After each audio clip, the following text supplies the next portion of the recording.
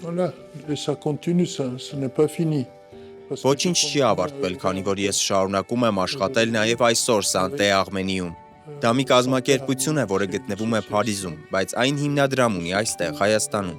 եւ ես ղեկավարում եմ այդ հիմնադրամը։ À Paris, mais il a une fondation ici, et je dirige la fondation. Կատարված ոչռագործությունները, այսինքն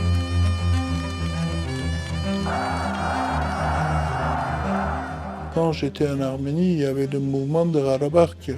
Երբ ես Հայաստանում էի, Ղարաբաղյան շարժումն արդեն սկսվել էր։ Չեմ թաքցնում, որ գնացել եմ Լևոն Տեր-Պետրոսյանի հանրահավաքներին։ Անտարբեր չէի, սակայն այն ժամանակ վախենում էի ցույց տալ, որ այդ ամենին մասնակցում էի։ Մինչդեռ այժմ ոչ ոք չի հավատա, որ ես արդեն իսկ այն ժամանակ ներգրավված էի։ Տեսնում եք, սկզբում ես մտածում էի թողեք Ղարաբաղը, ինքն իրեն կպաշտպանի։ Ավելի կարևոր է Հայաստանը ծաղկեցնելը։ Բայց երբ այցելեցի Ղարաբաղ, շատ արագ հասկացա, որ չի կարելի մենակ թողնել Ղարաբաղի ժողովրդին։